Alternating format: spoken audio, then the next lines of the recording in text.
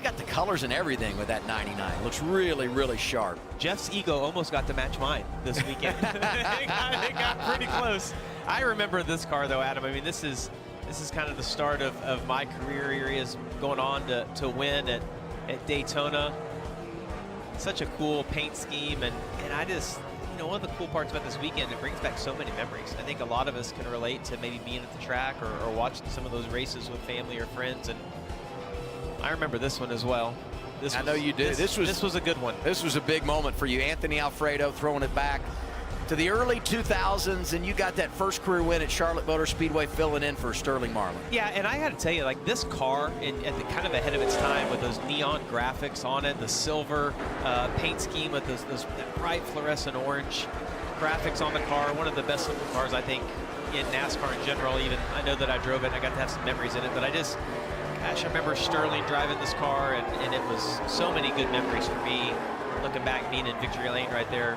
I mean, I got to tell you, completely overwhelmed. Never won a truck race or an Xfinity race up to that point, and was able to win a cup race. It was pretty special. You and I, though, were friends at that time because you were racing the Bruco car from Western Kentucky's where they were, and so you and I had kind of connected on a local level then, and to watch you win that race was really, really cool. On board Jesse Love, RCR, coming off a victory in the form of Austin Hill last Saturday night at Martinsville, looking to go back-to-back. It was number 100 for RCR. Take us for a ride here at Darlington, Jamie. Yeah, both ends of this track are completely different. He's in turns 1 and 2 right now. It's a much bigger radius corner. Carry a ton of speed right there exiting turn 2. It's one of the fastest feelings in NASCAR, how close that wall comes up. Right here going down into turn 3, you see he's choosing to run significantly lower, actually below those hash marks, so a little less banking in the track. You know, this track is so interesting because we talk about it being one groove, but it's not. There's a lot of options here. And a good lap there. Really good lap there. Here they're telling him good lap times. We just referenced him running really low in turns 3 and 4. He's not actually getting his lap times, but knowing that, he knows that made good speed on the bottom, and the track will go through some transition though. It's really clean right now, no rubber on it, so it's going to have a lot of grip. You'll chase kind of gray area of the racetrack to try to find grip, but man, it's such a fun track and so challenging in so many different ways. Love is third, leading the way. Group 1 practice 48. Nick Sanchez driving for Big Machine. And the throwback here to 1975 in the IndyCar for Bobby Unser. Won the second of his 3 500s in 1975. Yeah, that's a good-looking race car. Yeah, a really good-looking car, that kind of baby blue. And I think what makes it so special this weekend is that it's fast. He's top of the board right now, and that lap time that he ran at 29.85, that is almost as quick as the pole was, and that is in race trim. But I would tell you that's kind of normal at Darlington because of the track being clean. It always has a lot of grip. The sun's not out right now, beating on it. It's going to be hot today in Darlington. But it does give you a good feel. Ooh, you see a little bit loose right there, transitioning across those seams. And you can actually see how much rubber is being laid down on the racetrack, especially in turns 1 and 2. Look at the difference in the gray of the asphalt versus the line that he's running, how dark it is, laying down a lot of rubber right now. Sanchez good here in truck competition. Won a pole here, has a runner-up finish in the Craftsman Truck Series, hoping to make a splash on the Xfinity side today. It's a throwback weekend at Darlington. So much history and tradition at this South Carolina track.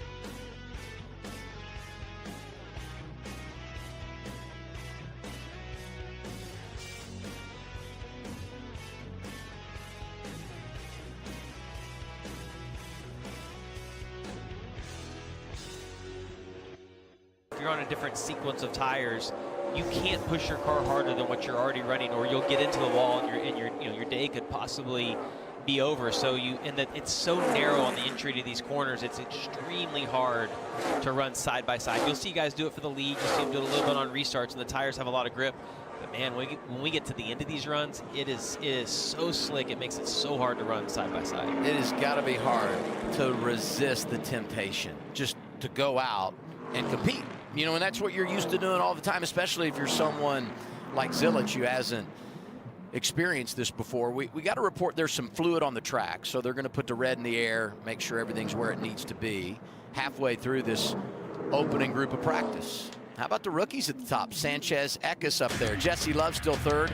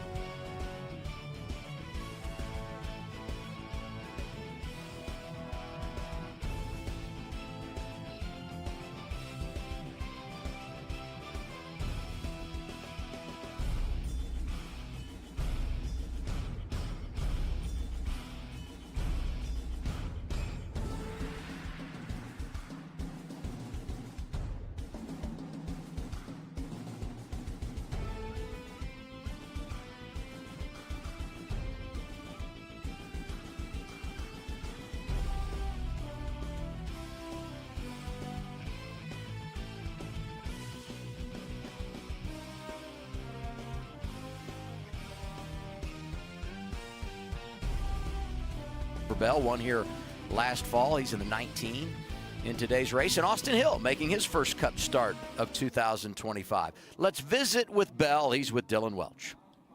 Yeah, Adam, and speaking with sprints, Christopher is honoring National Sprint Car Hall of Famer Rick Ferkel and his personal hero with his Throwback team on both the XFINITY car and Cup car this weekend. So you've got Rick's look on both your cars. You're coming to a place that you really enjoy. What are you looking forward to most about the XFINITY car in the race later today? Yeah, it's just really enjoyable to run these cars around this track. It's a really low grip racetrack, but the Cup cars, you don't get to really slide them around very much. So these things will be drifting them around the corners, up by the fence, and makes it a lot of fun. What is the key ultimately to avoiding the Darlington stripe but still making speed? Well, I think every car is going to have a Darlington stripe on it before it's all said and done. But yeah, I don't know. Last year in this race, it was a handful. Whenever the tires got old, I seemed like my car took off really well, and then I struggled on the long haul. So trying to get that balance right, but you never know how the yellows are going to fall. Last year, we got a yellow with, a green-white checker, maybe 2 or 3 to go, and my short run played into the advantage. So you just never know how the yellows are going to fall, and sometimes it's your day, and it was last year. So go roll the dice again, see what happens. What kind of feel, real quick, do you look for in your car when you roll out here for just a few laps in practice? Well, I mean, the ultimate feel is having the balance migration under control. It seems like it doesn't matter if it's Xfinity car or a Cup car. You're going to start a little bit tighter on new tires, and then it's always going to migrate free over the course of the run. So being able to manage that, keep that under control as good as you can, and then, you know, risk management is a huge part of the name of the game here. And, yeah, ripping it hard in qualifying. All right, nobody does that quite as well as Christopher Bell does. Excited to see him out here in the Xfinity Series honoring the Ohio Traveler, Rick Ferkel, in the 19 car this weekend. I love what he called it there, risk management. That's a great way to describe how you race this place, I would say. We continue under the red flag. Fluid in turn 1. Greg Van Alst is who had the issue. We'll get that cleaned up, put the cars back on track when we return. It's Xfinity.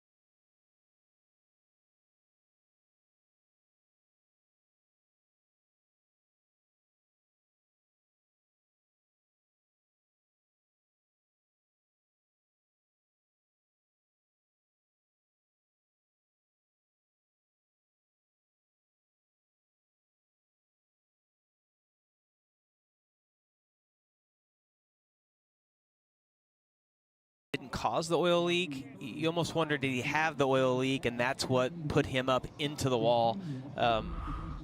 Seems like they're having to go back and work on that car. So it didn't look like he had really hard contact, but I think it's like what came first, the chicken or the egg right here, Adam. Let's the go down oil to leak Kim. or the hit? Let's go to Kim. And let's catch up with former Darlington winner Brandon Jones. Brandon's part of Group 2 for practice. So what have you been noticing in this first practice that's, you know, you've made notes for when you get in the car? Yeah, well, I really want to go back to last week really quick and touch on the fact that we were so close to almost winning that race, and it came down to a split-second last-minute decision to take the front row. It's such a hard decision at that racetrack, but really close to winning a race right now. I think this group is really starting to gel really well and starting to click, and so, yeah, this brings me to Darlington, where we're really excited to be back. I've gotten a pole here. I've gotten a win here, so we know how to get around this racetrack. I would say the biggest thing that stuck out to me in this first one was just how fast the track was. I mean, I think Sanchez ran what the pole was last year, and we're in race trim. So the sun's going to come out. It's going to get a little bit harder, and I think that pace will slow itself down for the second group. Typically, for me, the second group here is almost more realistic for the race conditions. So I'm not mad that we're in the second group. I know I won't probably put the fastest lap down, but I think it's a really good group to get a good read in the track. So awesome looking race car this weekend, you know, with Turtle Wax being a part of us this week and Menards as well. Throwing it back to Matt Kenseth. And I know Matt was such a big player in JGR and having some success at this race team and really making JGR kind of what it is. So, yeah, really excited to have this paint scheme and hoping it's as fast as Xfinity Mobile when we get it out there. You talked about how Group 2 will have a better sense of what the car is going to do in practice, and we know that Group 1, it's always very green, it's very fast, can give you a false sense of security. So in this next practice, you know, what is the game plan? Are you going to try and use the wall? What's the reward versus risk there? It looks like somebody has gotten close a couple times, maybe a little too close a few times in this first one. So, yeah, it's how much you really want to test that, you know. The bottom actually here is pretty competitive for the first 10 laps, so I won't be the first one to work myself up to the wall, but eventually maybe we'll find that top seam and that third lane and try to mess around with it. Like you said, I don't want to go out there and kill the right side of this thing before the race and put these guys in a bind, you know, because I think we're going to be really, really fast when we get out on the track. So try to keep our primary car where they've worked really hard on and try to keep it in the game. So yeah, we'll get a good feel for it, but I won't test it until maybe halfway through the race. Thanks, Brandon. Yep. Like you mentioned, this team, a lot of momentum, Dylan. And Kim, we saw Harrison Burton out on the racetrack a little bit ago before this red flag. Team was diagnosing their handling situation with their race car on the radio just a little bit ago. Take a listen. How does he look up there from your perspective? I don't know if I can say boring at Darlington, but he looks boring, right? Like it at least looks like how it's supposed to look. I don't know if that's what you want to hear. No, that's fine. I would say that is that's positive feedback. Probably you don't want the car to be out of control or anything easy to do here at Darlington. So Harrison pretty happy with it. He came back a little bit later and said, "Car's pretty balanced. I'm a little bit on the free side, but overall think we're pretty good." Harrison said earlier this year that this track and Homestead, which we've already raced at, were the two tracks he was most excited to race at this year. So expect good things from the 25 car again this weekend. He does have a runner-up finish here, and right now the clock only shows 30 seconds left for this opening group. We've not received word from NASCAR if they will add any time. Sometimes when you have a long cleanup like this, and there's extended lost time for one of the groups, they'll put a little extra time on the clock so everybody gets an opportunity, but we've not heard exactly how NASCAR is going to handle this from a time perspective. They'll throw back to Ricky Rudd, Kyle Sieg in the 28. By the way, congratulations, Ricky Rudd went into the NASCAR Hall of Fame earlier this year. Yeah, Ricky actually won at Sonoma in 2002 with this paint scheme, and I love this era because I remember like watching some of these races right before I came to the Cup Series, and I actually, you know, I had Haviland as a sponsor, and I remember seeing that car and getting it the following year, and I was like, I couldn't wait to figure out like what's my paint scheme going to be in this car. And they went back to that more traditional kind of Davey Allison, but I loved this. I thought this was a great looking car, and looks great on the track again today. And we'll see older brother Kyle later, or older brother Ryan later, but the Siegs have gone with teammate Throwbacks. He's running a Dale Jarrett, which is pretty cool. Here's the 9 of Ross Chastain, and someone that I would anticipate to be a big player. Second start of the year, second time Junior Motorsports has brought out a 5th car running the 9. He was at COTA. You see here he was 8th, could have won that race maybe or been in contention. They had a speeding penalty, so I know he's anxious to get going this weekend at Darlington. Yeah, and they had some issues getting out on the racetrack, and of course at this track, if you can't pull out right away and run hard, your lap time's not going to be, you know, really fast like we've seen with Nick Sanchez, but he did his fast lap on his 4th lap. He's on his 10th lap right now, and it still looks really good to me. So even though he's 7th on the board, his overall like lap time, the fall off that he has, will be a factor today. Looks like one of the best cars I've seen. Well, it is hard to figure out who's good when you come to a track where tire wear is so prominent. And I think back to Miami, and you referenced earlier Miami's one. You know, Carson Kvapil had never been there, and he didn't put up a great lap in practice, and we're like, he might be having a hard time figuring this out. But in fairness, if you go out and just try to get your legs under you, the good's off the tires, and you're never going to post a lap, you know? So it's hard to figure out who's good and who's not. No, and I think if we go back to the conversation with Brandon Jones, he said something there that stuck out to me. That second group is more realistic for what they're going to have in the race because the track is rubbered up. Unfortunately, all drivers want to post that fast lap. You will not be able to do that in the second group. The track is just, it's going to get a little bit slower because of the rubber that's being laid down. So, you know, they talked about Sanchez. I mean, it's almost as fast as the pole was last year. And that's just from the track being clean and him putting together a good lap. But I personally would rather be in that second group because I think you can get a better feel of where your car is going to be in the race. A couple of rookies here on track. Eckes is second in the 16. Taylor Gray sixth in the 54. Gray did race last year here in an Xfinity car. Eckes has never been here on the Xfinity side, but did test preseason at Darlington. Yeah, and you see the 54 drive right by Christian Eckes. You see Eckes is hanging on. That's about 10 laps difference on their tires. So I think both of those cars are going to run well today, but you can see just the difference in 10 laps on tires, how much faster that 54 is. We added about 10 minutes. You see the clock is updated here. Just under 9 minutes to go in practice. I'm glad these guys got a little more time because you need it, especially at this place. Want to get all the steps you can in before the race later today. 91, Josh Bilicki back in the car after 2 weeks of Myatt Snyder driving for Mario Gosselin.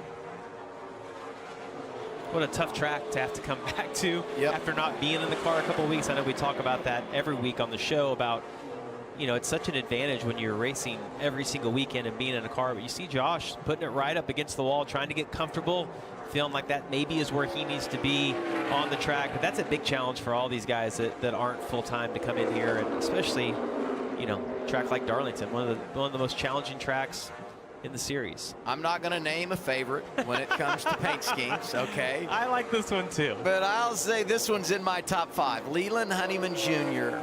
is doing a throwback to Jeff Green, who won the championship in 2000. And it was just magic watching that car. Jeff had just an incredible year 25 seasons ago. Oh, I raced against this car, and I'm telling you, Jeff Green every single week had a chance to win. And that was such a cool-looking car back in the day. He and his teammate Jason Keller, gosh, those cars were so fast in those 2 or 3 years. And it's cool to see that one back on the track. Jeff's got to be smiling. And there's a little bit of a connection with Austin Green, right, and this car. Yeah, his uncle Jeff actually drove that car. So I don't know if Austin was maybe just born when that car was being raced. He's 24 years old. So Jeff wins the championship in 2000, but Austin's dad, David, Jeff's brother, also has an Xfinity championship. He nearly won a couple of more. I mean, David was someone that was so good for so many years in Xfinity competition. David now actually an official in NASCAR. There's another layer to this. Mark Green drove in the Xfinity series. He didn't have the success on track that both David and Jeff enjoyed, but he was someone who was very, very competitive. And ironically enough, Mark's son Tyler is a spotter now in NASCAR. I didn't realize he had worked with you, so there's a lot of connections there. And of course, the Greens from Owensboro, Kentucky. Now, their dad was a drag racer, but they're from Owensboro, Kentucky. And Who of else course is from Owensboro, Kentucky? Well, you got the Waldrops, I mean, Daryl and Michael and so many crew members as well. The segment that will never end. That's right. Saw the Burtons there. Good to see Ward hanging out.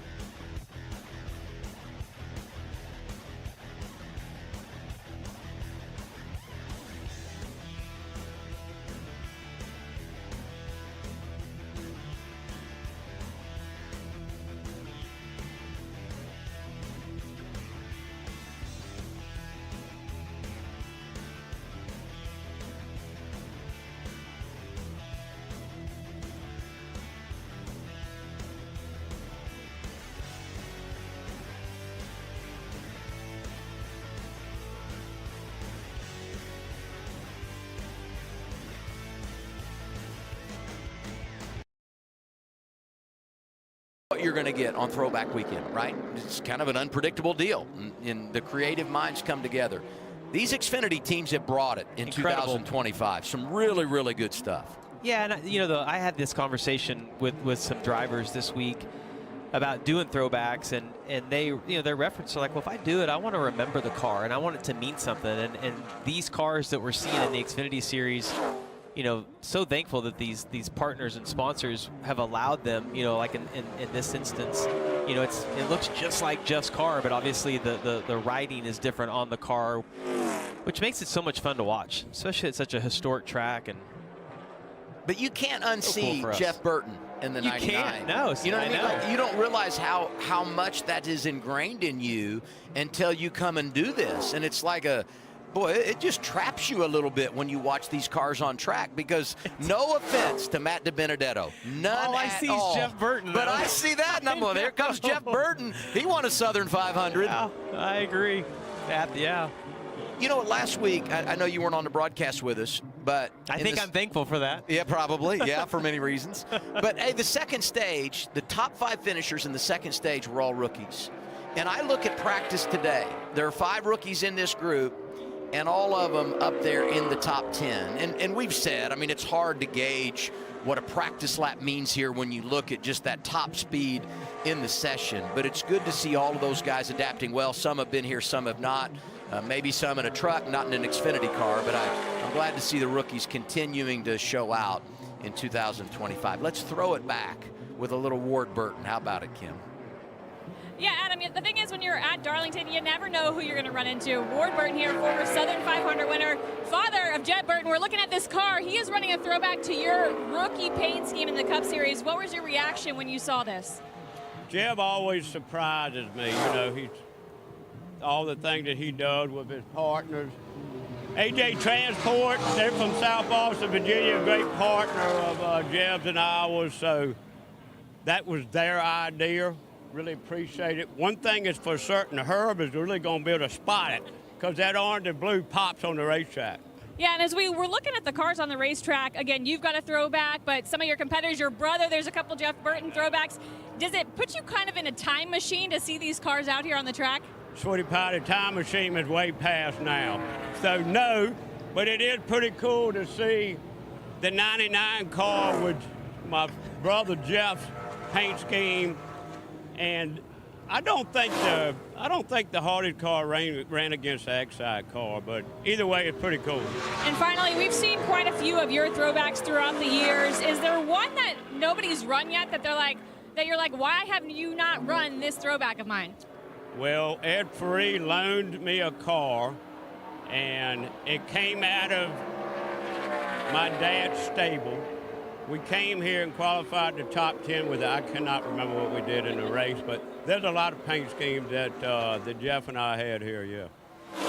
All right, there you have it. Again, let's get a good look at this paint scheme that Jeb Burton is running. That is Ward's rookie paint scheme when he made his debut in the NASCAR Cup Series. It takes us back to 1994, and if you're wondering what a Virginia accent sounds like, that was it right there. And Kim will forever be Sweetie Pie in our eyes now. I wasn't going to repeat that. Practice Group 1 is done as we head to break. We look at that throwback to 1994.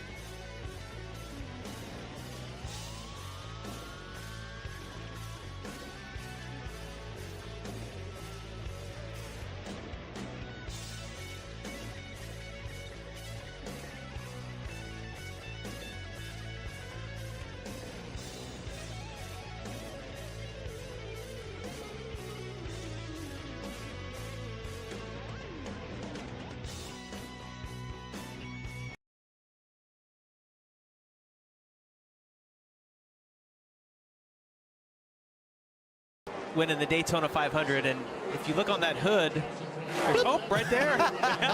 Yeah, he can work at the golf course, I think. Right there, a little chili dip. Super cool, though, throwing that back to Kurt Busch, winning the 500. And you mentioned it, Sam Mayer has just been good at every type of racetrack. But I look back to Homestead. He had the second best car to Kyle Larson, probably a better car on the short run than Kyle Larson did. And I just kind of compare these two tracks, knowing that you have to run right up by the wall. You have to commit to that really high line. You see the 41s working all the grooves right now. I think Sam's going to be a player today, just knowing how fast those guys have been every single weekend. He's been so consistent, but you know, he hasn't won. But when you look at the drivers that haven't won, he's the best of the bunch in points. And he's done something that really he struggled with in the early portion of his career, and that is get off to a good start. He's always seemed to kind of have a rough go of it early in the campaign that puts him behind the 8 ball. That's not been the case this year. Let's go back to last season. Had a really, really good race car.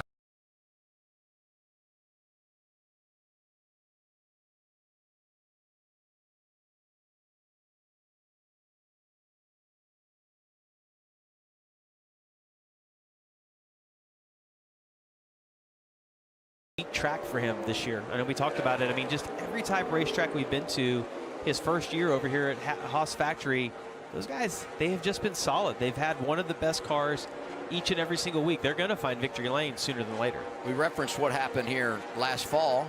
So you had Sam Mayer, who was in position, had the tire issue, into the wall, spins it out, and the guy that benefited, Christopher Bell. You know, he started on the pole, led 108 laps here last fall, won the race. So when you look at the box score, you're like, okay, yeah, he dominated. Yeah. The reality is, if he didn't get a late caution, right, he wasn't going to win this race.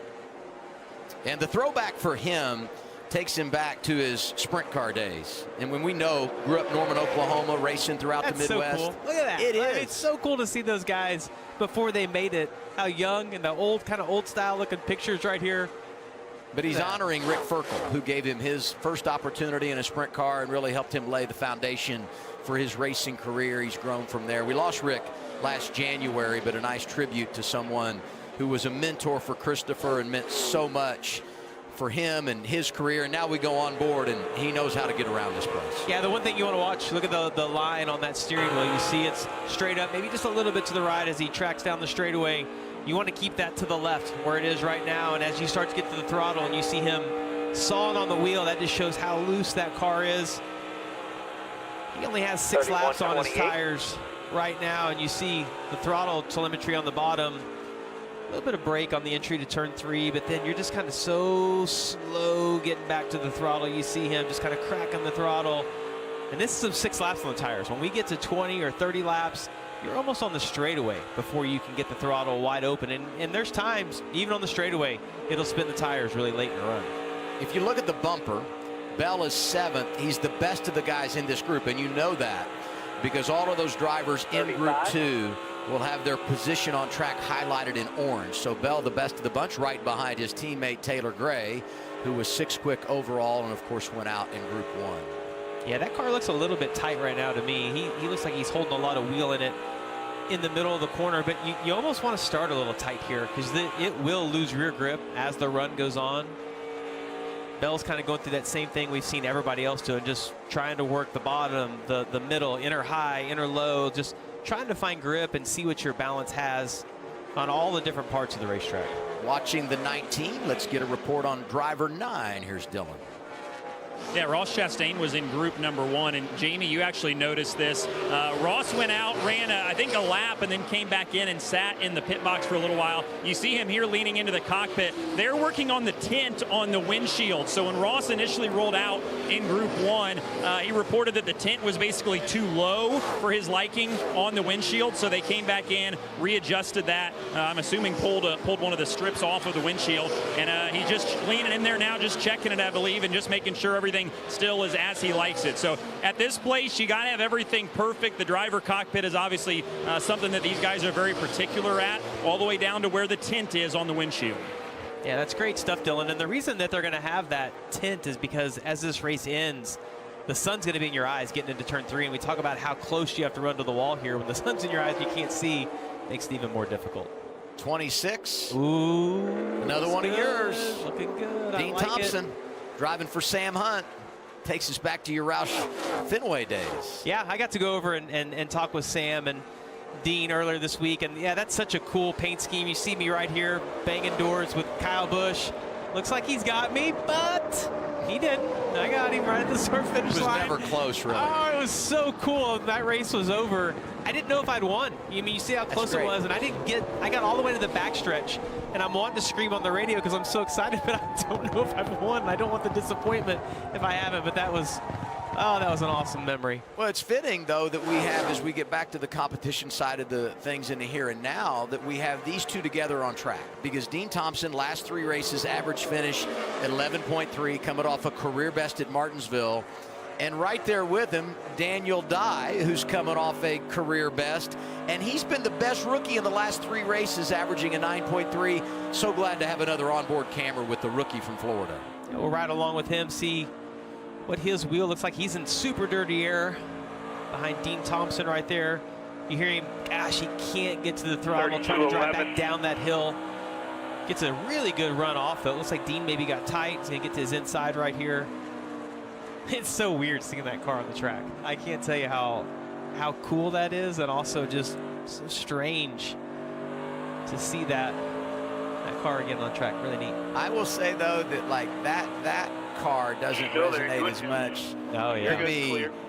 You know, like we saw Jeff Burton earlier, and like that car was on track for such an extended period of time. You know what I mean? So it really is funny how the various paint schemes take you to a different point in your life and what you remember about the sport. Group 2 practice is underway. Saw Daniel Dye on track. He's throwing it back to Adam Petty, driving in the Xfinity Series back in 1999. More practice coming up from Darlington. Stick around on CW.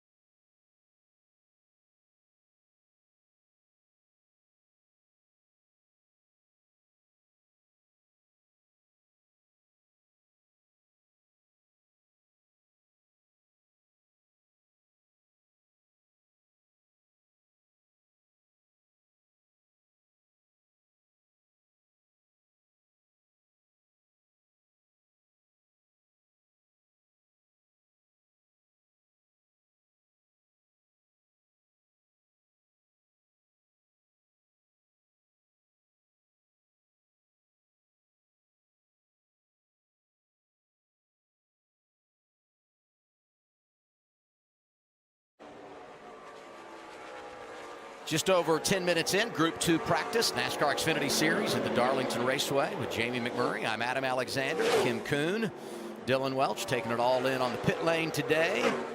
Let's talk about Justin Allgaier. I mean, we were giving some love to Sam Mayer earlier, and rightfully so. But the start for our reigning champion, a couple of wins, all the top 5s, the laps led, stage victories. He leads the overall points. And we're coming to Darlington, where he's been pretty good as well. So I didn't know this until this week as I was reading about Justin heading into this race. Probably his best track. Like I would have told you that Phoenix by far is Justin Allgaier's best track. I just feel like every time we go there, he can win. The numbers tell you something different. He has been exceptional at this track, and you just almost have to pick him as the favorite today based on what he did last year. And you mentioned what he's done earlier in the season. It's just all the momentum has been on his side. He's won 3 of the last 8, including last spring when he took it to him. Won both stages, got the checkered flag. In fact, all 3 of his wins at Darlington have come in the spring. He's never won the fall race here, and in 2025, there's only 1 race at Darlington for the Xfinity Series. I got a little confused because the car looked the same from last year to this year, or really similar. He's actually throwing back this year to last year's car. You know, to his win. That's right. Good. Yeah, that's good. Now it is this is all a celebration of the heritage of Brandt, which has been such a great sponsor and supporter of his over the years in the Xfinity Series. What about that 7 car, Kim? Yeah, Justin, so good at this racetrack, but they also had a really great car last spring. And we know at Darlington, like a bad handling car here means a long day, even with such a short race. They had a almost perfect car. The driver was perfect last spring. And because of that, Jim Pullman's a little worried because he said, you know, once you hit on a good setup, the entire Chevy field now has your data. And so everybody inches that much closer to what you have car-wise. So you really got to figure something else out to stand out. Now, some of that is on the driver, but some of that's on the setup, too. He's 9th in Group 2, 22nd overall as Justin Allgaier. And here's kind of his teammate. I mean, this is in Hendrick car. He's driving for Junior Motorsports. Chase Elliott making his first start of 2025. That's one of my favorite paint schemes ever. I remember when Ricky Hendrick ran this back in the early 2000s, and I loved it then. And when they brought it back on Kyle's car a few years ago, I'm like, that was just, it's always been one of my favorite paint schemes. I think it's so cool they're running it again. You see right here, Ricky Hendrick 2001 is at Kansas Speedway, right? It was 4th of July weekend. This was like a sure it wasn't hot. Oh my gosh, it was blistering. Yeah. And this was the first ever truck race there. Oh, it's so cool. And you see Rick right there. That's so cool for a dad, you know, be able to enjoy that. But since they brought the Xfinity program back, they ran this paint scheme and they said, we want to run this paint scheme. We want to win to honor Ricky. They did it last year. Kyle Larson wins on the road course at COTA. Chase Elliott won in the car at Charlotte Motor Speedway, and they've enjoyed success this year, just haven't been able to close the deal. This one takes you and I back, but you and I, this is we Parker agreed. Retzlaff is honoring Ernie Irvan, who won the Daytona 500 in 1991. But you and I saw this paint scheme, and we had the exact same thought. We thought Sterling Marlin when you saw that, because I just associate that with those 2 Daytona 500 wins. But it's Ernie Irvan as well. Like now, as soon as I saw this, I'm like, oh yeah, I totally get it, Ernie Irvan. I guess we just would associate that car with Daytona. How does that sound, right? Yeah, like, I mean, they won 3 in like a 5-year period. Unbelievable, yeah. Great looking car though. Another one of those that you look and you just know immediately. And we saw it off the top, but Parker had the jacket on when he was walking down the pit lane. It's only 1,000 degrees this morning. That's I'm right. sure that jacket was hot. You got to play every piece of it, you know, Kim? Yeah, and I got to chime in here because that Swerve and Irvin paint scheme from the early 90s, Parker Retzlaff born in 2003. So Throwback Weekend really is an opportunity for some of these younger drivers, especially in the Xfinity Series, who were born in the 2000s, to learn about some of the history of the sport. And Parker even noticed, like, I was not even born when this paint scheme ran, so I did have to do my research. I asked him why he didn't grow a mustache for Throwback Weekend, and he said, I can't grow a mustache.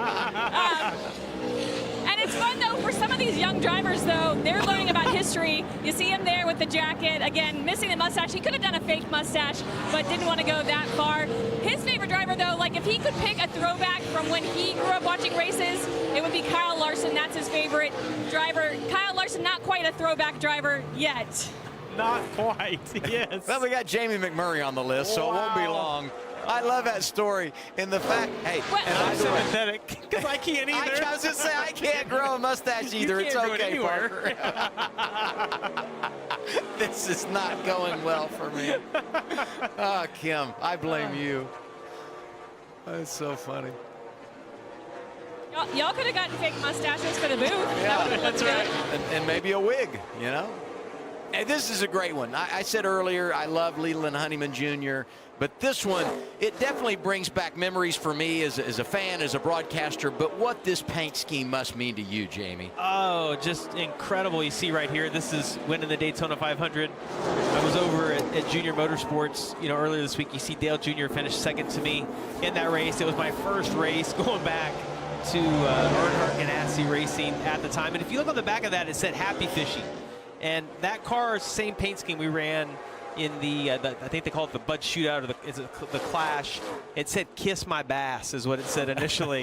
And we didn't feel that that was appropriate. So Happy Fishing is what Johnny Morris came up with. But yeah, that car, wow. There, the Brickyard, Charlotte, that was a pretty magical season. It's awesome to see that thing on the track. And Carson Kvapil, this is one of the tracks where he has experience from a year ago. We'll keep an eye on him today as we check in on the 21 of Austin Hill, our most recent winner. Yeah, something's wrong. I just got a vibration, really bad vibration, like randomly, so I don't know. We're going to have to dig into it. I swear it's not in my head because, like, right when I got to that guy in front of me, 3 and 4, I just started getting a really bad front end vibration, but I can't pinpoint what it is. The car's really good there, though. Hey, so just to follow up quick on that, guys, Austin said later that he felt like it just grabbed, the brakes grabbed hard on the last lap. So maybe that initial vibration he felt was just attributed to cold brakes. So felt like it got stopped on pit road fine, and the team checked it before he went out this most recent time, said everything was all good. So as he said on the radio, fairly happy with the race car, and he and crew chief Chad Haney, who you see there on the left, going to debrief and figure out what they need to do better before qualifying. Well, that's frustrating, scary, right? I mean, obviously, they feel pretty good about it. Qualifying will be big for them. If he doesn't feel that in qualifying, they'll feel way better about it. Looking at his lap time, he only ran 17 laps, but his last lap was really fast. He has a really good car for today. RCR has never won in the Xfinity Series at Darlington. And that's amazing because they've got 100 wins overall. They hit the century mark last Saturday. Wild finish in overtime at Martinsville.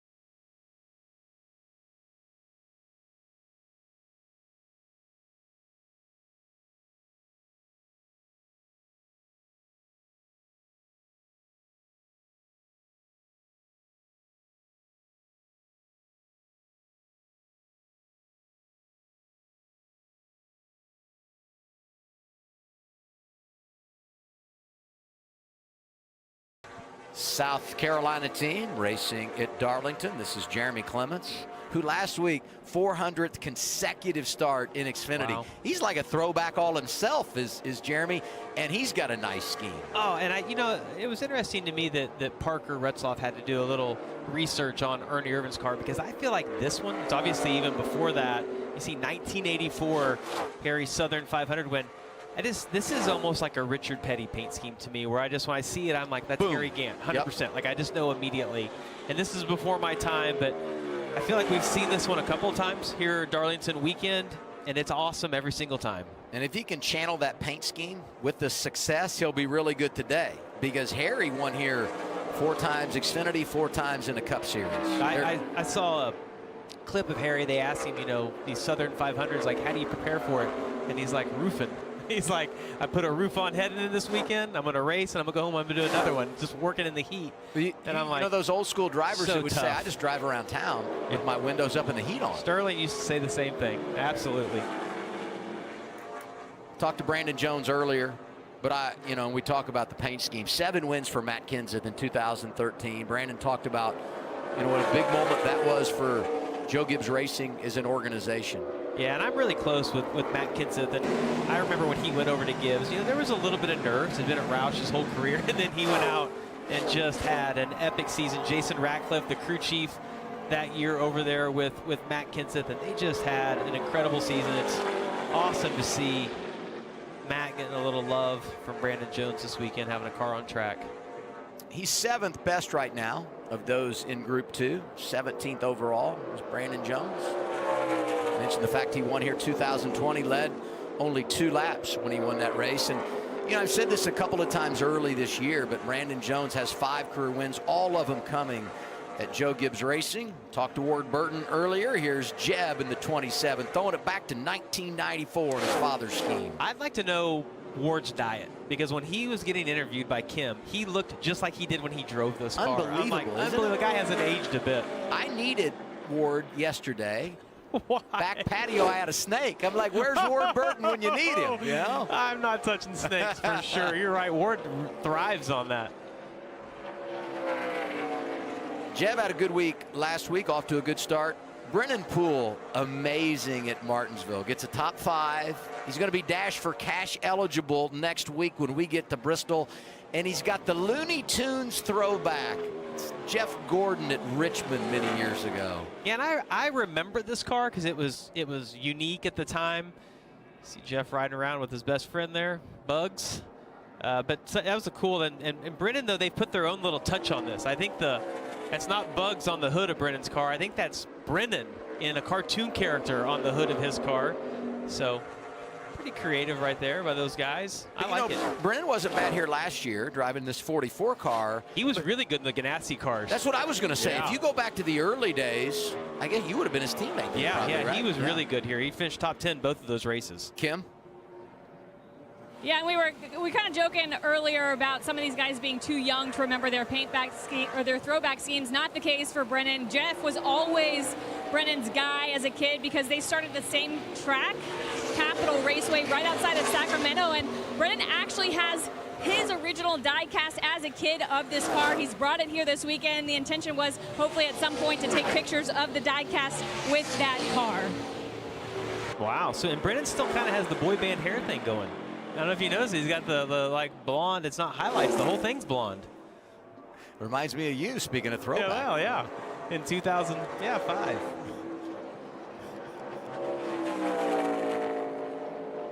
Jeff Gordon and Harry Gant going at it here. Yeah, that's pretty cool. I didn't realize the history on that. That was interesting. They started at the same racetrack. I had never heard that before. Practice is done. Group 2 is in the books. Qualifying still to come. And Nick Sanchez going to try and back up practice because back up practice in qualifying because he was the fastest of the 2.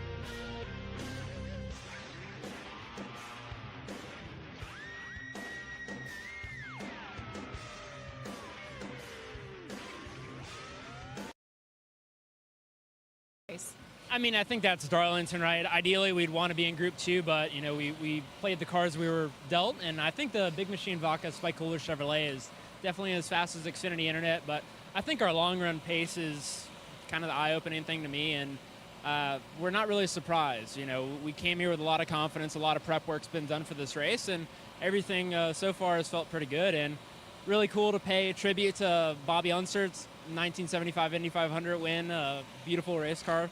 So, awesome. That's Nick Sanchez. And if you guys are wondering, what's the connection? Why the Bobby Unser throwback scheme? Well, owner of Big Machine Racing, Scott Borchetta, very good friends with the Unser family. I was talking to Scott earlier this week, and he was telling me how excited they were about this paint scheme. Nick Sanchez is due. Every other week, it's kind of a top 10 for him. And he's fast in practice, and today should be his day if you look at the math of the season.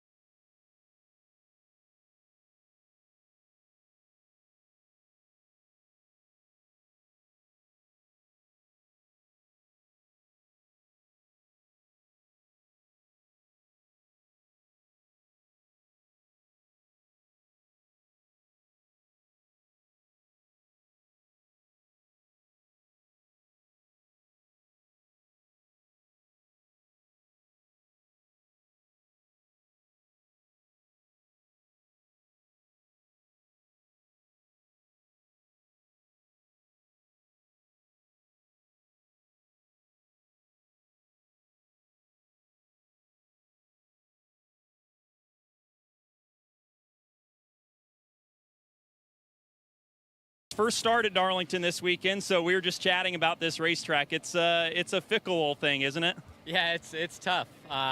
Really cool to have a throwback scheme for our WeatherTech Chevrolet. It's as fast as Xfinity Mobile as usual, and I've got a really good feeling of the car, but I definitely got some work to do to get up to speed at this place. It's definitely a tricky one, but yeah, I'm excited to feel it out in the race and hopefully put a good qualifying lap in to put us up front. All right, thanks, Connor. Getting ready to go qualifying. As we said, he's got the Buddy Baker throwback on the WeatherTech number 88 this weekend with the chrome numbers you see there on the Gentle Giants car. Connor's car looks excellent this weekend as well. The chrome numbers really pop here under the sunshine. Back in just a moment, Xfinity qualifying next.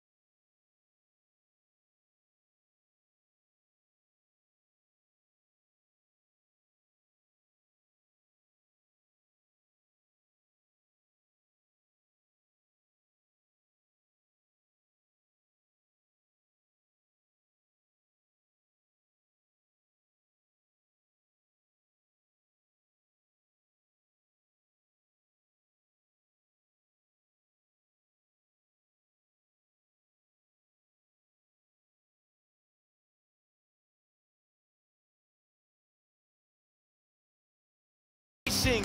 You know, after we won at Atlanta, that was the first thing that was talked about. The next one's 100. It means everything to myself. I just really pride myself on being a great RCR mold, and I feel like I fit the mold really well. Blue collar racers, we come to work every day. We may not be the fastest on the racetrack every day, but we do like what we did tonight, and we just show up when it matters most and get the job done. What Austin Hills did, I know what he's did. He's brought a lot of strong winning attitude for everyone, and I couldn't be more prouder of his efforts. He's don't give up at nothing. It's so cool to be a part of this history, and hopefully we can make a lot more history with RCR in the future. Of those 100 wins, 35 to Kevin Harvick, 12 for Austin Hill. He's second on the list when you look at winners in the history of Richard Childress Racing. The accomplishments are many. Anything jump out to you when you think about the history of Richard Childress Racing and what they've done in the Xfinity Series? Well, I read that he was second to Harvick, but I'm like, it's a big step to get to first. It's I shouldn't have given the number, should I? It's another 20 wins. It reminds me of Larson being third at Hendrick Motorsports, but he's got to win 50 more races to catch Jeff or Jimmy. Qualifying underway, and we're going to rip through these things in a hurry because we had the delay in that opening group practice. So we're going to run straight through, and the plan is no brakes unless we have another problem. Dawson Cram with a bit of a kiss in the 74. Yeah, it looked like he turned down the hill just a little bit early. It's so easy to do at this track, and it's one of the harder laps in qualifying because you end running. He gets into the wall just a little bit right there. You end, and you have to pick up 3 or 4 seconds from where you ended practice. You put these tires on, you just get one shot at it. So really tough place to qualify well at.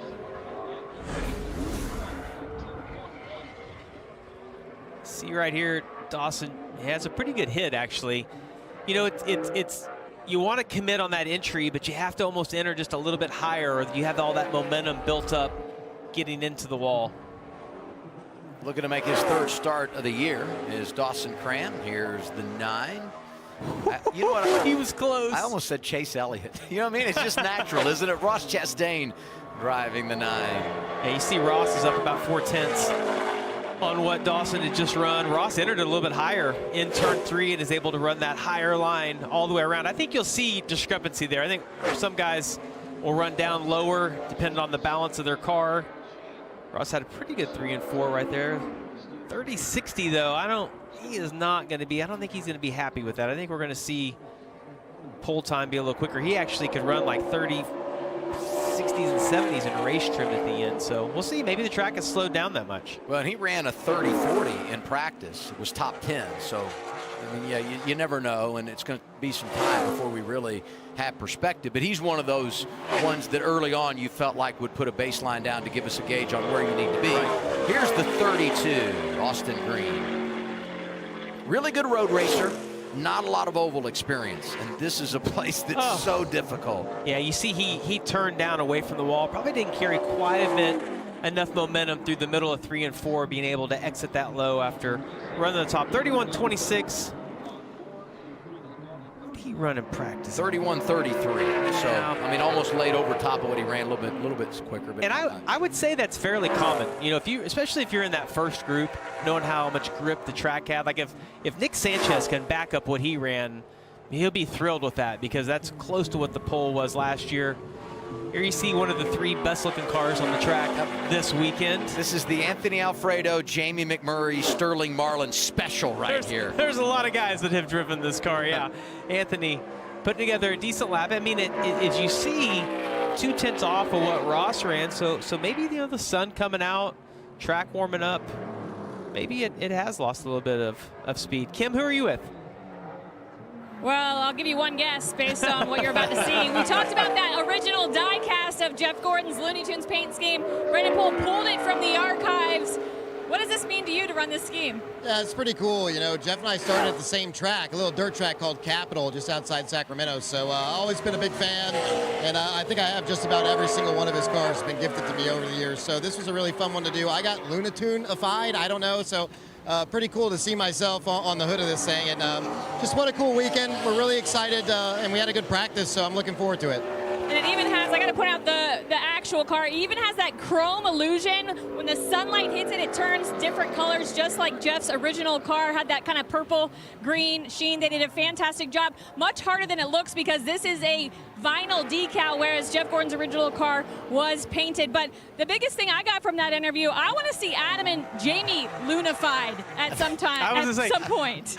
Kim, I was just thinking the only one of the three in this booth that would put their face on the side of their car would not be here today. That's what I was thinking. Look at him I right will there. say, though, I don't know if I've been Lunatunified or whatever the term was, but I definitely have been called a Looney Tune. That's right, yeah. I think that's fun, though. That's a really creative idea that they've done on Brennan's car. Let's update the cars who've been out. Josh Bilicki just jumped up to second, a 30.72 for the driver from Wisconsin. Kyle Sieg, the only Ford that's been out in qualifying so far. 28 is down in the 4th position. He ran a 30.99. Here's Leland Honeyman Jr. slash he's so Jeff loose. Green. Yes, Yeah. hang on to it, baby. So loose. You saw he got loose actually on the entry to turn 1 before he ever turned into the corner, and it carried all the way around turns 1 and 2. But his lap time, he did check up. I mean, look at that lap time. He's only a 10th off right now of what Chastain has run. Looks like he's going to lose a little bit more. It's interesting. It looked way more stable in turns 3 and 4. But he lost a little more lap time at 30.93. Look at this right here, though, how loose he gets in, trying to get to that apron, chases it all the way up the hill.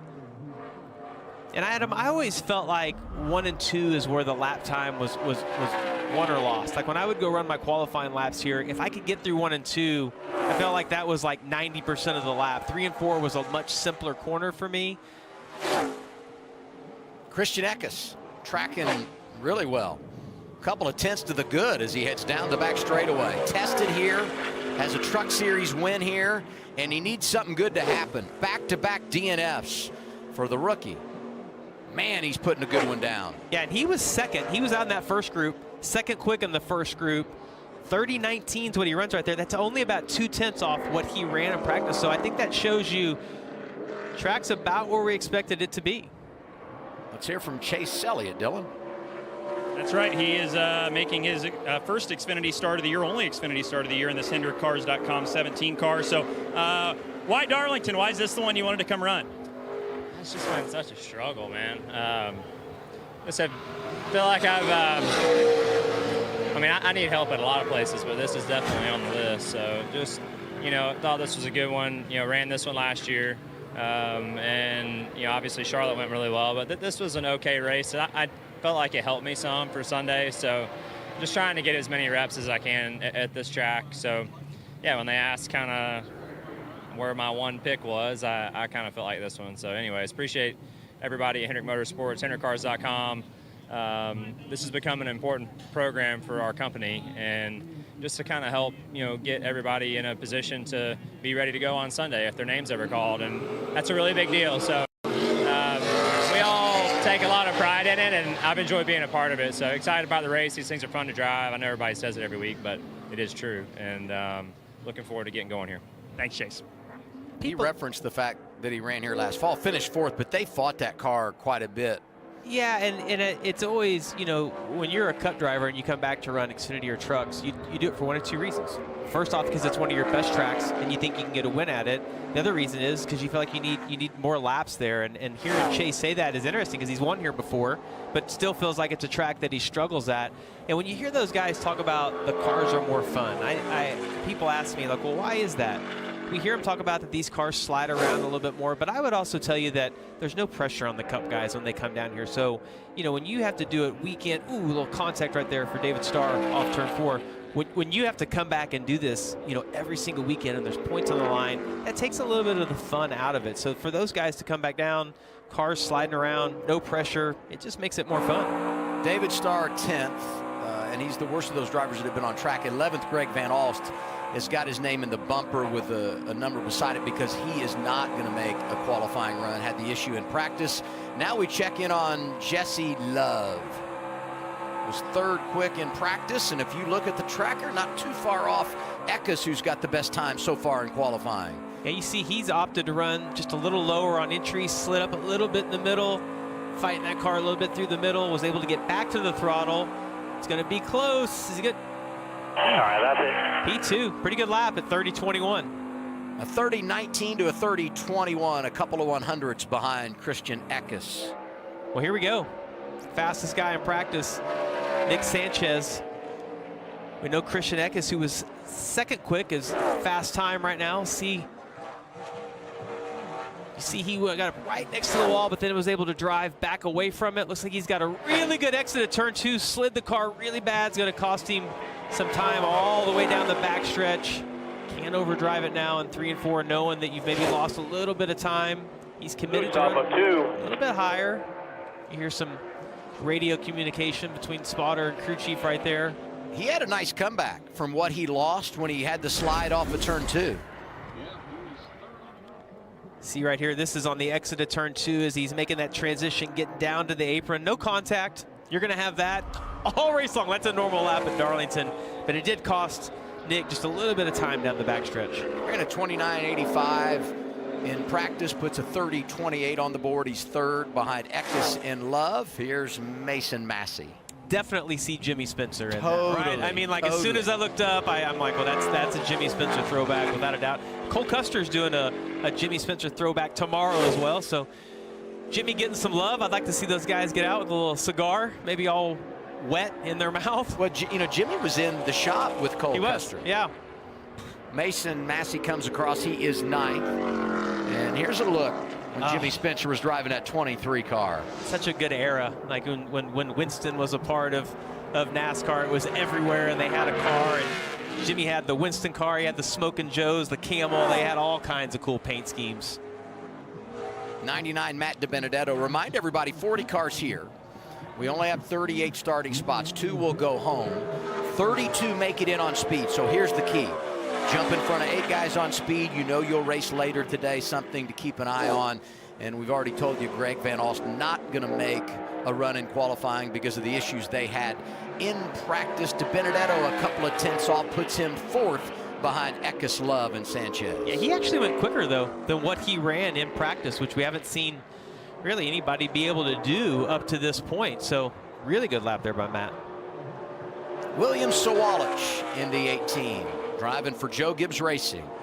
And a throwback to Kyle Busch and the paint scheme he carried in 2016 when he absolutely annihilated the competition in the Xfinity Series. Yeah, Sawalich top 10 in practice. Yeah, never been here before. So first time he's ever made a qualifying run here.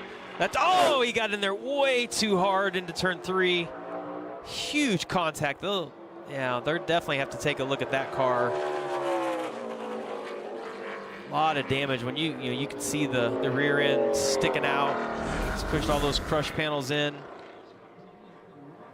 Oh, it's just like he just overcommitted to the corner there. And it's interesting to me about that, Adam, is that it looked like he underdrove 1 and 2 to me. It was actually below the white line on the exit of 2, and maybe that just gave him a little more confidence than he needed there getting into 3. But big contact for William.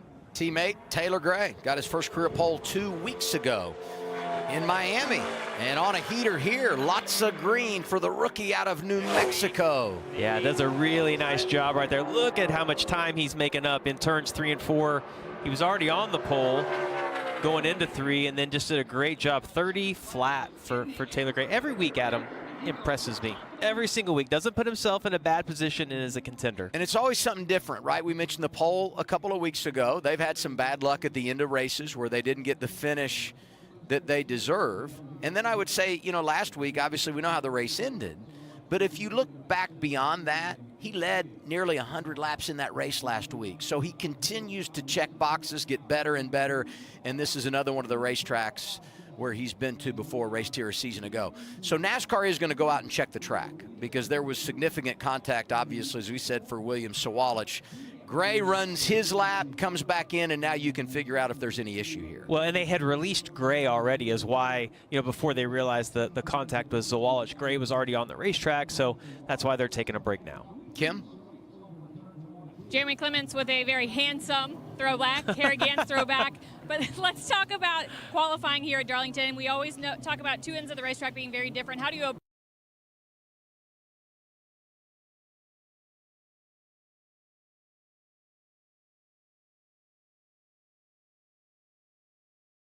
XFINITY Mobile and be high, wide, and handsome, as they say. So, man, we got a beautiful Harrison's car. This thing turned out awesome.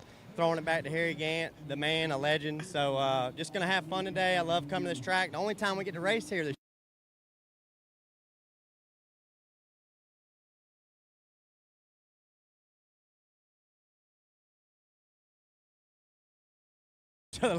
there's a lot of fights going on in the Clements family. Well, we're glad they're still in the fight. And as we talk about throwback schemes, we were saying how great yours is. You said it looks good. What's your favorite, though, out here? Ken, there's a lot of good-looking ones, I tell you. I mean, I love to see it. Mine's the favorite, though, okay? That's the 51. There you have it. That was an easy choice, Dylan. Sheldon Creed is observing qualifying here, always fast here at this racetrack. So how'd you feel in practice? Did you have what you needed to go out here and lay down a good lap? Yeah, I think so. We have a pretty good Road Ranger Travel Stops Ford Mustang. Pretty much as fast as XFINITY Mobile here. So yeah, it did a lot of the right things. Obviously always something to work on to be a little better, but yeah, I felt actually fairly similar to what I did last year. So hopefully that'll carry over to the race and we're gonna have a good day. Well, if he has the same feeling he had the last time he was here, look out. It's gonna be pretty good, yeah, because he had the race won before the late race caution. Adam, I was watching Connor Zilic had to sit there and wait. And you get yourself all pumped up to go qualify at a place like this, knowing how committed you have to be through turns 1 and 2, and then all of a sudden they're like, hang on, we're going to take a break. So that's hard on a rookie. You see right there, about 3/10 off at a 30-30. It's going to put him 5th overall right now, but I bet we see more of him before the day's over. We're like halfway through, close to halfway through qualifying. If you look at the top, a lot of young drivers up there. And I remind you of this, when you look at the average age, qualifying on the pole this year, 21. Average age of the winners in the race is 30. So these young guys really good at go out, hold it wide open, put the gas down, and get after it in qualifying. Sometimes the payoff is not there, and we currently have a rookie leading the way. Sometimes what you don't know, That's right? Yeah, but in the race, it usually pays off to have a little bit of experience. And it doesn't just stop in qualifying. They're good in the race, too. It's just getting across the finish line where you deserve. Harrison Burton, fastest Ford now. He jumps up to 4:30.26. Garrett Smithley in the 14. Where's Garrett in practice? 35th, it looks like. 35th at a 31.27. That's a pretty good lap going together right there, though. Look at that. About 2.5, 3/10 off as he gets a little bit loose off of turn 4. It's going to be better, though, than what he practiced by quite a little bit. So good qualifying run for the 14 team. Yeah, he lost about 3/10 on both ends, so car just needs a little bit more speed, but got a great looking paint scheme on it.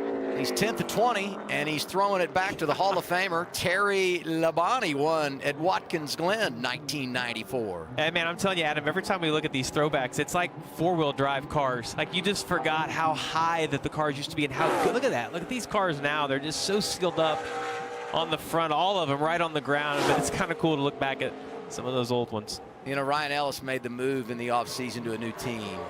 He was driving for Alpha Prime last year, Mario Gosselin this year. And he went to the 71 because this was his childhood number, race Legends cars, and that's what he's throwing back to, his Legends car from when he was a kid. He also played hockey, where he wore jersey number 71 and 9th right now for Ryan Ellis. Not bad in qualifying. Here's his throwback scheme and what it relates to. So 2001, I didn't think it was going to be from that far back, but cool to see him. The Legend cars still look just like that. My kid is into those.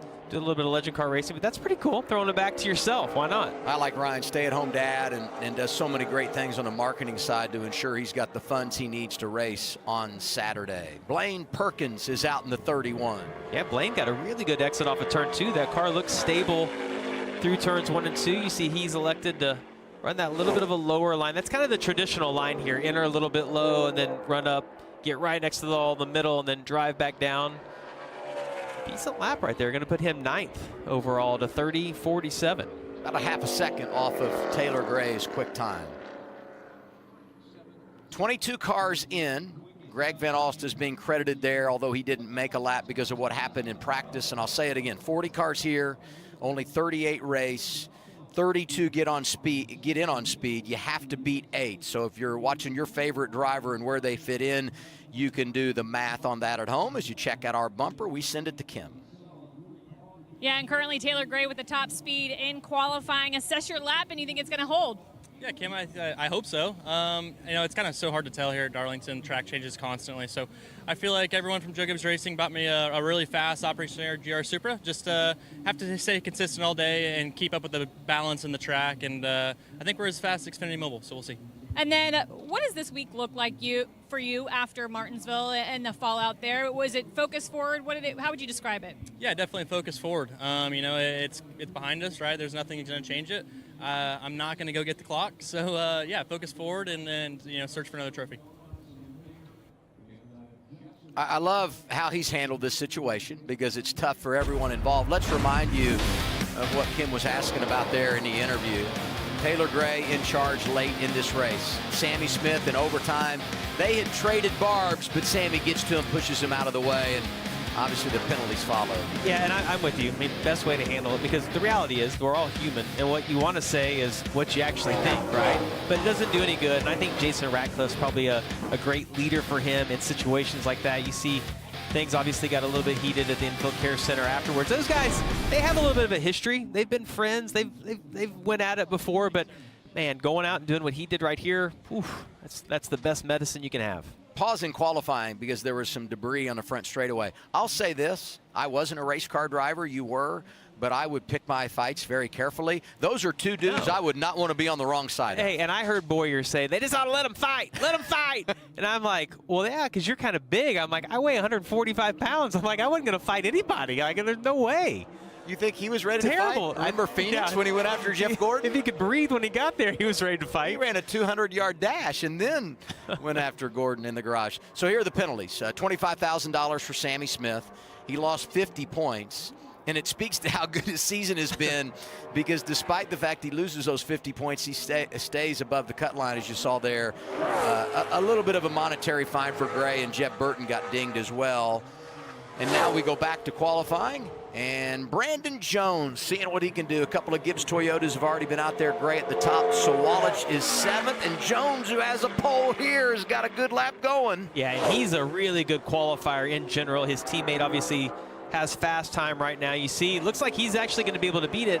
And Adam, the thing that I got from Brandon Jones in the interview we did earlier is confidence. And you can't buy that, you can't make it. But he feels like they're close to being able to win a race, and he's going to have a good shot at it today because he's going to have a good starting position. Brandon Jones had those 3 consecutive top 10s, leading laps last week, got some damage, was probably going to have another top 10 last week before he was one of those that got caught up in that final lap crash. Here's Chase Elliott in the 17. Yeah, Chase gave up a little bit of time, it looked like, in the middle of 1 and 2, but was able to get turned, kind of drive back down the hill. Look at the lap that he's got going right here.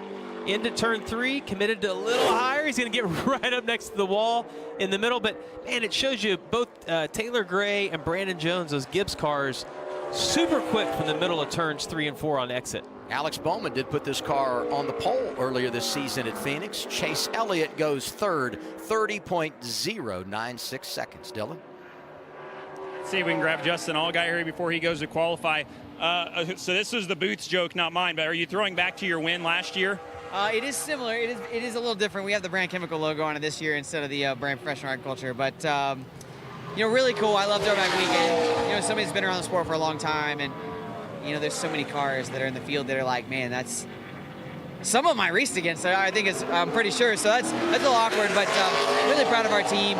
You know, our Chevrolets are really fast in Junior Motorsports this weekend, all 5 of them, and just proud of the effort. I mean, this place is so much fun. This spring race has always been good to us, and we'd love to keep adding to that list, but either way, we're going to have a great weekend and have a lot of fun. Good luck. Thanks, Justin.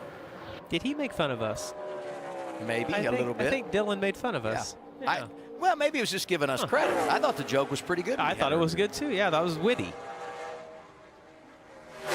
I was trying to give you guys credit in case he liked it.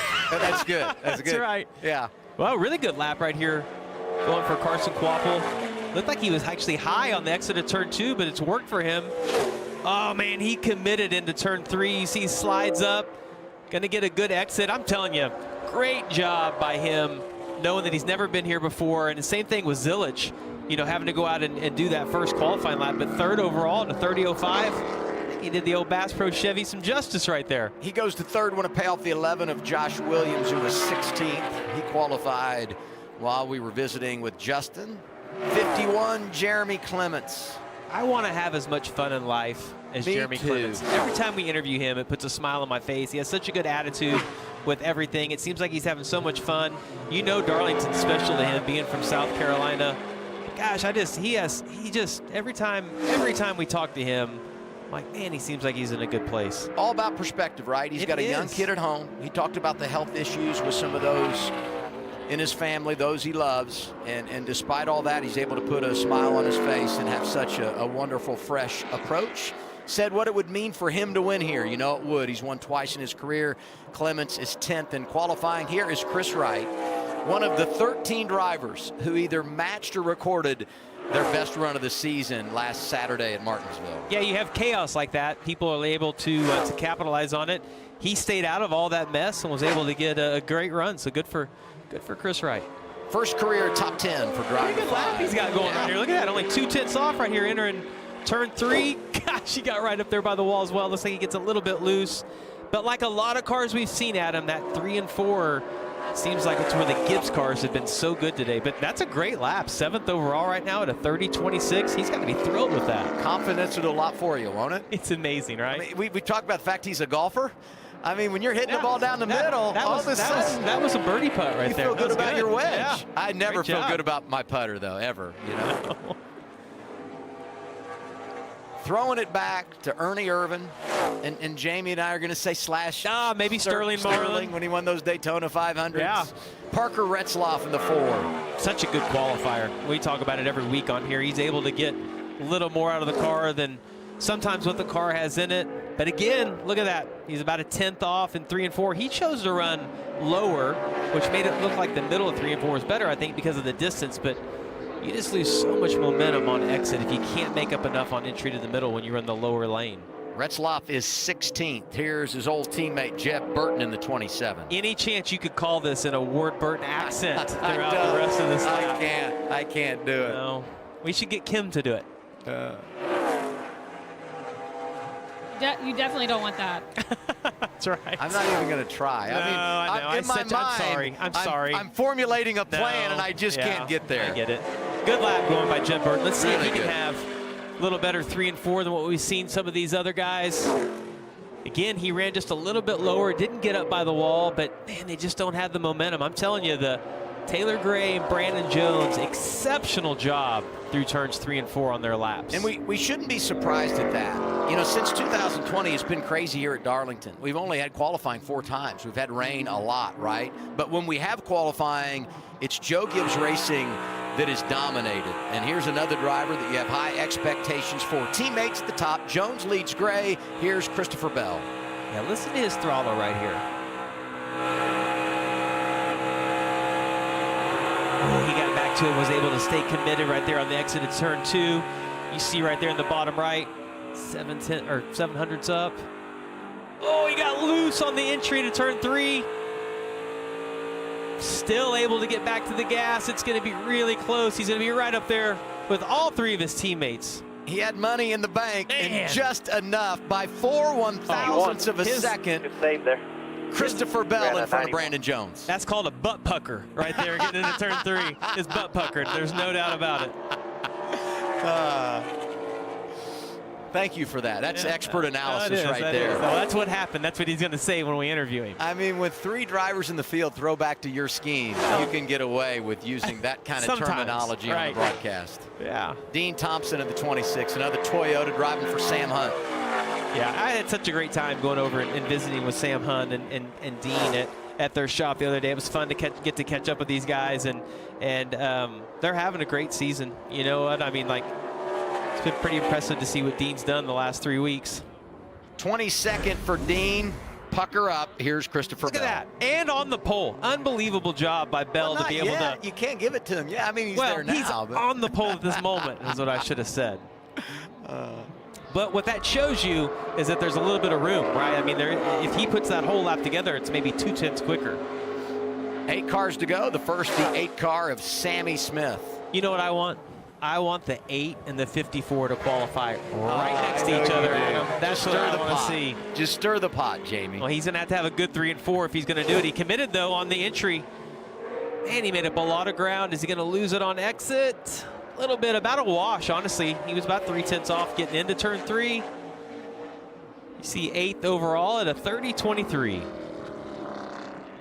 I'm not stirring it up. I'm just saying that's sometimes how it works. Like, it seems like whoever you have controversy with, that's who you have to ride in the truck with. It's just how, I mean, that's, yeah. It's amazing how it works out that way, but you're right, it does. does. Here's Daniel Dye.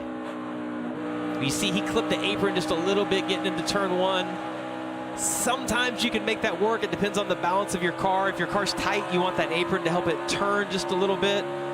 Not a bad 1 and 2. About 2/10 off, getting into 3. Oh, it's a little harder hit than you want. Yeah. It wasn't a stripe. It was a hit, but you know what? He didn't lose near as much as I thought he would. 5th for Daniel Dye. No, but they're probably going to have to look at that car, though. That was a pretty good hit. Definitely wiped. Oof. I mean, in the race, you're not going to pit for that, but oof, for to start the race, to do a close inspection on that car. The one thing they have going for them is just the bodies, right? Like, we had the metal bodies for years. You'd be done if that happened. These bodies, though, just pop right back out. 6 to go in qualifying. The first of those, Ryan Sieg, 39. Throwing it back to that reverse paint scheme. But Dale Jarrett ran in the All-Star race a number of years ago. Yeah, and I don't remember that paint scheme. I really like didn't when I looked that up, and I'm like, I didn't realize he did that at the All-Star race. You see, Sieg looked like he lost most of his time, though, in turns 1 and 2. Sieg goes 14th. Here it is. There it is. Flash it back. Yeah. Charlotte Motor Speedway. All-Star race one was at Charlotte. Yeah, you say that. It was such an exceptional time under the lights being at Charlotte.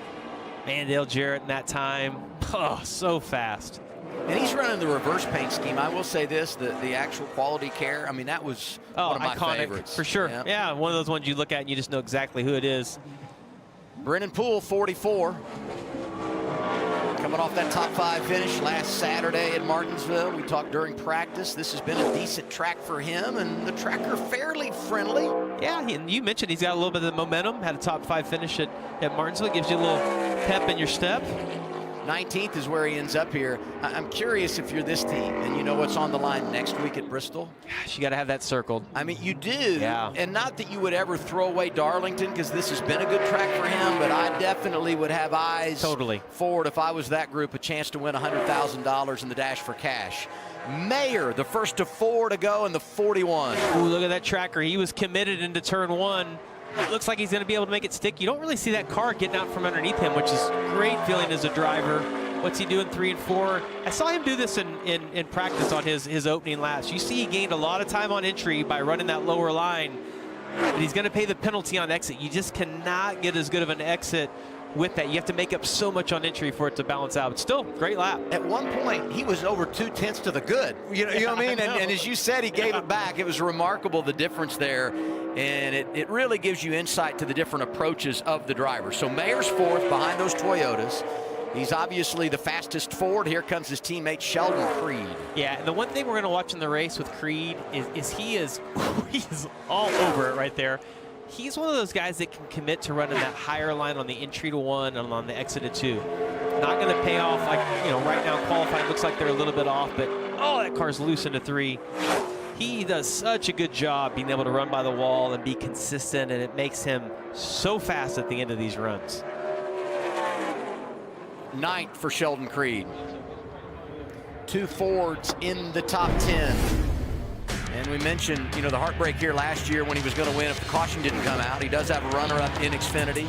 Does Sheldon Creed. 2 Truck Series wins at the track. Too tough to tame. Speaking of iconic paint schemes, that Jim Smith number 2 truck, absolutely one of the best. Won the championship 2020 in the Truck Series. 2 cars remain. Wow. 2 drivers that have 2 wins this year. First, Justin Allgaier. Yeah, 3 wins at this racetrack, and I did not think the 7 car was that great in practice. I thought his long run speed looked off, but look at the speed that he has on the short run. It's not going to be a pole, but he's going to start. He's going to have a sniff of the front row right there in 3rd at 29.94. Allgaier's for sure going to be on row 2. Bell trying to win the pole. Only one more to dodge. Austin Hill, last week's winner, last car out. Yeah, craziest stats that RCR's never won here. When you guys said that, I'm like, are you sure? That obviously could change today because this guy can win at any racetrack, any weekend. See that he has pretty good speed, but I think Bell's going to be safe. His 3 and 4 was so good. Look at the momentum, though, the 21 has down the backstretch. Oh, he hits the wall, too. Oh, really hard. Just overcommitted on the entry. Hard. Hits the wall. Look at a good look at that front end where he thought he had that vibration. Because they're going and we'll be entertained if he does have to come from the back today. So give the pole to Christopher Bell. He goes out and lays it down, 14th of his career as we look one more time at what happened to Austin Hill. Yeah, it just looks like that thing pushed up the hill. You know, maybe it got on the splitter. Maybe he overcommitted to the entry. Oh, man, it just wasn't even close how hard he hit the wall right there. Let's hear from Bell, who's going to lead us to the green today, Kim. That's right, Adam, getting some congrats from other teammates. Did it feel like a pole-winning lap when you put it down? It did not. So what's interesting is I felt pretty good about it through 1 and 2.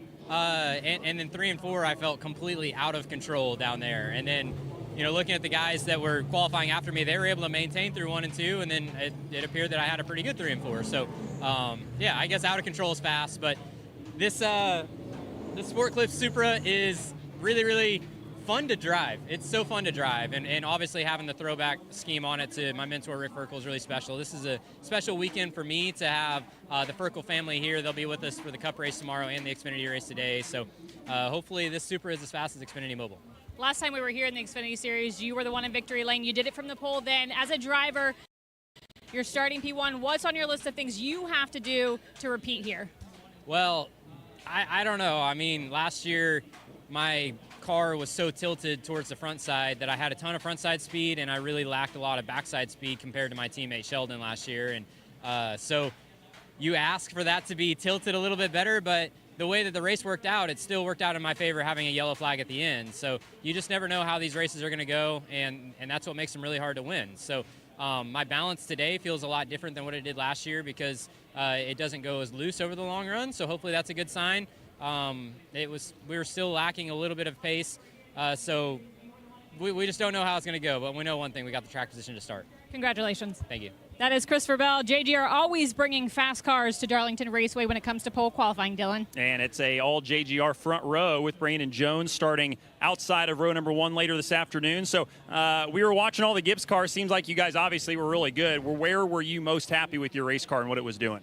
Yeah, this feels good to come to a racetrack like this place. It's always one of those that I think all of us drive a circle to come here. It's an adrenaline rush of a track to get around and to make a qualifying lap like that. I think, 4/1000ths off of C-Bell, so that's like a paper thin between both of us. So a good lap by him, but really looking forward to this race, man. I think that, we've had momentum here these past 5 weeks, really, I'd say. Last week was really, really good. Had a chance to win it. A couple things go differently, we do. And we come here with a lot of speed this week as well, and I think our long run pace in practice was really fast as well. So big thanks to these guys for bringing really fast Toyota GR Supras to the track. Big thanks to Turtle Wax and Menards for letting us run this really cool paint scheme to honor Matt Kenseth this weekend, and hopefully we can keep this Supra as fast as Xfinity Internet and try to get to the end here and have another really good day. You've won here before, as has C-Bell. He won here last year, but how much does this place change time to time that you come here, and how much can you or can't you rest on what you had when you won here? It does seem like it alters every time we come, and I think it just has to do with the rubber lay down of how much rubber the track normally takes. It's typically always hot. Today it's going to be another hot race, so the preparation on everybody's behalf of just preparing your body and making sure that you're ready for this is going to be a big factor in today. We've had pretty cool races leading up to this, so this will be a big shock, I think, to the people that didn't prepare properly, and I feel like our group has done the best just to prepare as a whole. So yeah, it's one of those we're going to have to adjust on the fly because, like you said, I think constantly if you prepare for one thing, it's going to be the opposite when you come back. So we'll see. Who knows? The bottom may be good. The top may be good. We'll go find the grip and see where it's at. 20 cars fast. Brandon Jones starts second today, Adam. A lot of qualifying rainouts recently at Darlington, but the last 4 times we've had qualifying here, it's been Joe Gibbs Racing who swept the front row. Bell and Jones get it done today. Full lineup when we return.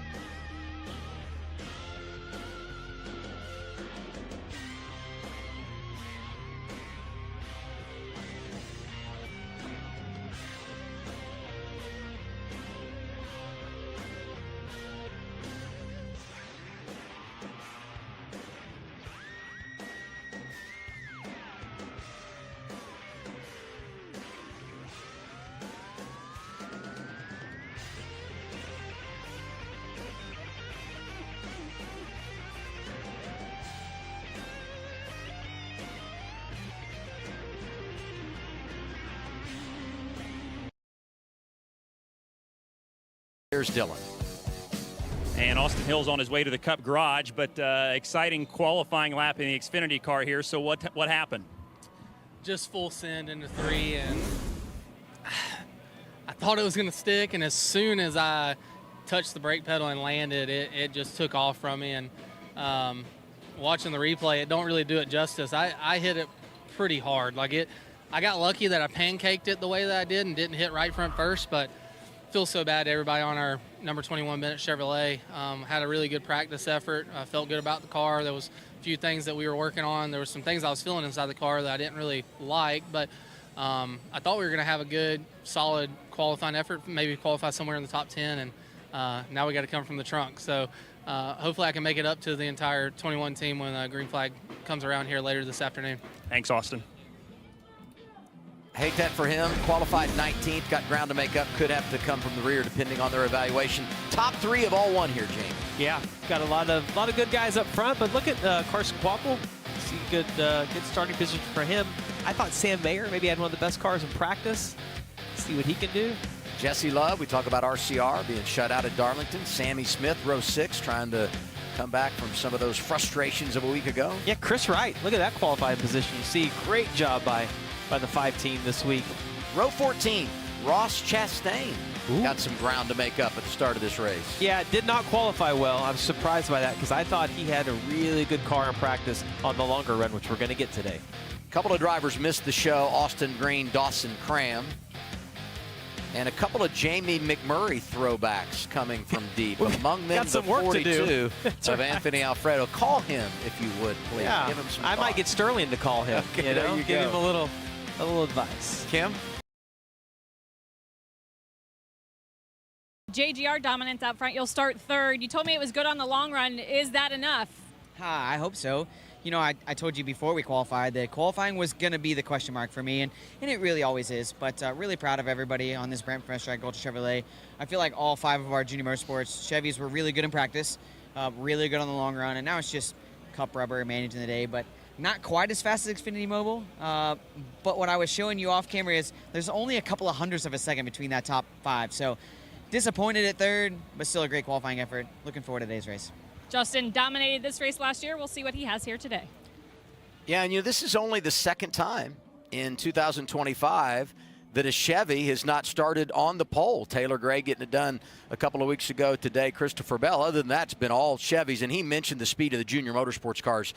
I would anticipate they'll be good today. Yeah, and I feel like people will be annoyed because we're going to talk about short run versus long run speed, but it's such a discrepancy at this track. You know, a lot of places you go, if you're good at the beginning of a run, you're almost always good at the end. But this place is different. It's an anomaly. It's so unique.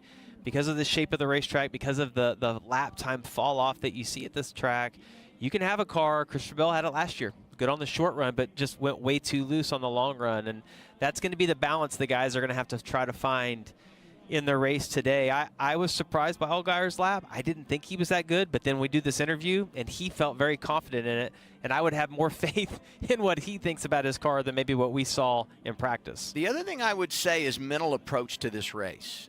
Because conventional wisdom would say you come to Darlington, take your time, take care of your car. Short race, though. But it is a sprint. I mean, you got to go get it in certain ways. Yeah, it's almost 3 equal stages where we normally have that kind of longer 3rd stage. But, you know, and tires are limited. And there's not a lot of strategy at them, but it seems like every year someone takes a chance to get stage points, and it's always fun for us to watch. It's a throwback, 70th time. NASCAR Xfinity Series is raced at Darlington. Round 8 in 2025 comes your way later today. NASCAR Countdown Live with Carla Metz happens on CW, 3 o'clock Eastern Time. Jamie and I call the race at 3:30. Practice.